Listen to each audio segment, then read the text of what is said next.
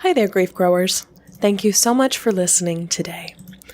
I'm taking a break from full-length podcasting right now and gearing up for Season 5 of Coming Back, which premieres on January 2nd, 2019. But in the meantime, I wanted to share with you a few insights and stories from my life after loss. Normally for my In the Meantime episodes, I share bonus clips from this season's guests on Coming Back, but in Season 4, you got everything that our wonderful guests had to give. I held nothing back from you. You heard everything that there was to hear from everybody going on the 2019 bereavement cruise in March. Plus, this time of year, with the holidays and being almost 5 years out from the death of my mom, I've been doing some thinking about the memories that I shared with her before she died, and the memories that I've made since. This series of In the Meantime episodes will be more like reflections than they will revelations, so I hope that they resonate with you in some way. Full disclosure, today I am recording with a bit of a cold, so if my voice sounds low and sultry, that's probably why. I can't hit my upper register either like I normally can, so just bear with me this week, grief growers, for this In the Meantime episode. So, as many of you know, as I've announced in Season 4 of Coming Back, I'm working on a book called Permission to Grieve, and while I was working on these In the Meantime episodes, I usually sit down and record a bunch of them at once and then schedule them for release so you have something to look forward to every Wednesday while I'm away. The very first permission to grieve that kind of popped into my brain was I give myself permission to listen to my hometown radio station, even though I don't live there anymore, and even though I stopped listening to live radio shows years and years ago. Now, this seems like it might be a silly permission slip to give or to need, but I found in the 5 years since I've lost my mom that my brain tells me a lot of stories to try to prevent me from grieving and re-grieving the way I want to. So let me elaborate on that. I'll unpack this story for you. Growing up, the radio was almost always on. Whether we were driving or doing the dishes or decorating the house for Christmas, we always had the same radio station playing in the background. And every single year around this time, my mom, my sister, and I would anxiously wait to turn on the radio or turn on the car and hear the first jinglings of Christmas carols coming to us over the airwaves. So sure, we could have put in a Christmas CD, and sometimes we did, just to have the Christmas spirit going.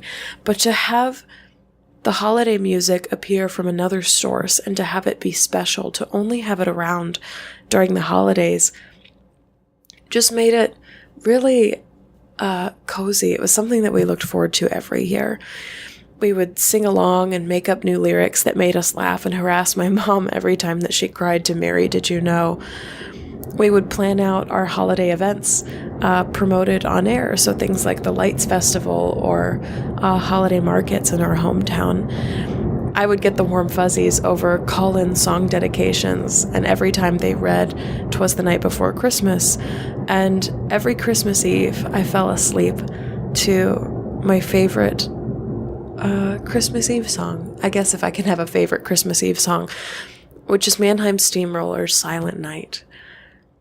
I never realized it growing up because I was so steeped in it, but around the holidays, the background of my life was primarily made up of the music and the personalities and the commercials that were playing on this radio station. When I moved to Chicago in 2014, my first Christmas away from home was too quiet. I bought a little light-up tree from the drugstore down the street and had my sister send up a bunch of ornaments. I bought a stocking and hung it near my bed and draped fresh evergreen on my front door. But the whole time I felt like something was missing. And the more that I thought about it and reviewed my Christmas traditions of years past, the more I realized that I was missing the background. What Rob Bell would call the underlying bass note of my holiday experience. It was my music. That hometown radio station that seemed to always be tinkling underneath everything that was going on. Now, the magic of the internet has made it so that I can access this radio station from anywhere, including Chicago. So I pulled it up on my computer while I decorated my first studio apartment and pressed play. And there it was, playing Nat King Cole like nothing had ever changed. Of course, everything had changed because my mom was dead. I was living alone in Chicago, and my sister wasn't around to butcher the lyrics to White Christmas with me. But still, something about that radio station and its holiday songs and the voices of its hosts and the syndicated Delilah program that came on every single night brought me rushing back to my childhood Christmases. Driving home with my mom late at night from Christmas Eve rehearsal at church, doing the dishes after our annual sugar cookie baking extravaganza, and decorating the tree the day after Thanksgiving. These were not perfect times in my life, but they felt whole and unbroken. And during that first Christmas season in Chicago, that first Christmas without my mom, I gave myself that permission to experience and miss that feeling of wholeness when I felt torn up and achy that year after. I had a really good life growing up, and Christmas was always the best holiday in our house. And that radio station, for whatever reason, brought that feeling and those memories and my mom back to me in a way. My logical mind, whatever part of it had been influenced by the world's idea of grief, put up a lot of objections to my playing this radio station. I struggled to pull this up on my computer. It seemed really easy. It was not that easy. I worried that someone would hear me listening to a real radio station and judge me for tolerating commercials beyond the 1 or 2 commercials that Spotify and Pandora occasionally dole out. I was afraid of being seen as outdated or out of touch. I was nervous that somebody would notice this station doing the evening traffic report and realize really quickly that Greensboro, North Carolina was nowhere near us. I was afraid that someone would call me stupid or stuck in the past or confront me and ask me questions about regressing back to a childhood state in my grief. I was anxious that somebody was going to tell me, "Geez, Shelby, just grow up." Or wonder why this radio station, of all things, was what I chose to remember my mom around Christmas. My logical mind is kind of an asshole. Because you know what happened? The only person that said anything about my listening to this radio station at all, anything at all, was me. To myself. The only person I was being bullied by for my choices in grief was me. The only person worried about my childishness and being stuck in the pastness was me. I was trying to block myself from grieving the way I wanted and needed to grieve. Now, this might all sound crazy to you, but as people who are grieving, we stop ourselves from doing a lot of things that feel comforting to us because we're afraid of being seen or judged or caught or questioned. I know I am still. That's an enormous fear for me while grieving, is that I'll be seen as weird or crazy or regressing in my grief. I still worry about that to this day. 5 years ago, around this time, I was worried about a radio station.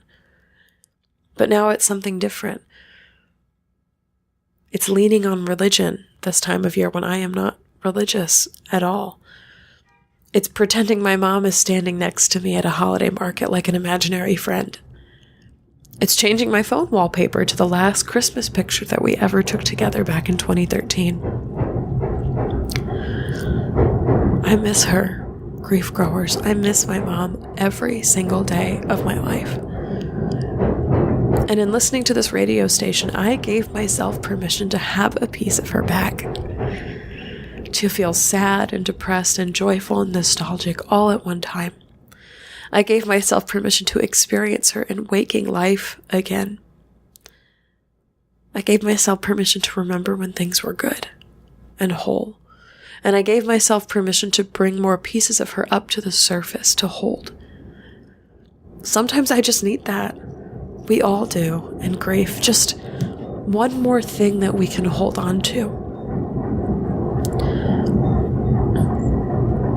I bet you have something that you're not doing right now that would bring you some comfort in the aftermath of loss.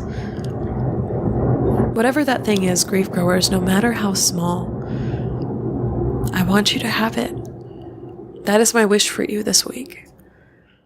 Don't allow your inner critic or your inner bully or your inner "you must be this tall to ride" tell you that you're grieving wrong, or that you're going to have to explain yourself to somebody, and that you're going backwards for participating with your grief.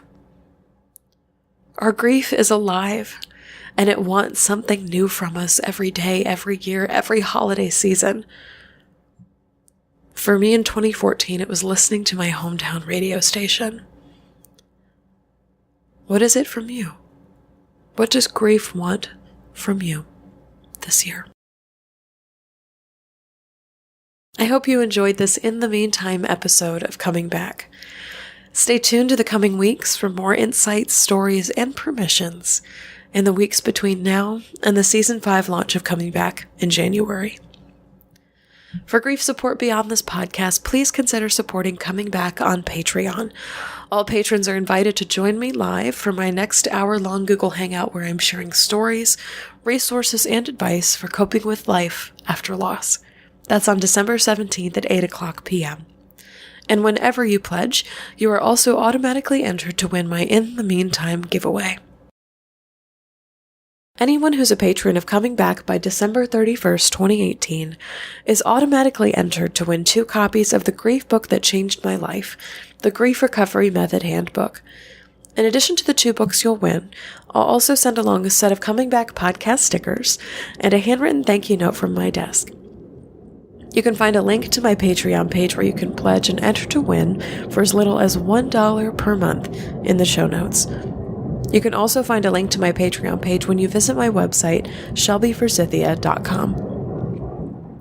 Check out episode 64 of Coming Back if you'd like to hear more about the details of the Patreon giveaway and all the places I'll be between now and Season 5 of Coming Back.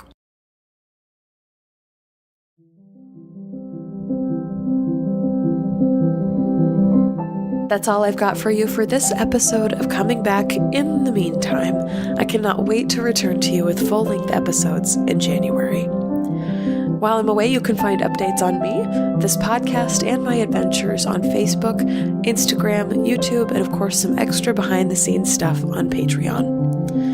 If you'd like to leave a question, comment, or guest suggestion for a future episode, leave a voicemail or text 312-725-3043 or email me at shelby@shelbyforsythia.com. As always, my dear grief growers, it was beautiful sharing this space and time with you today.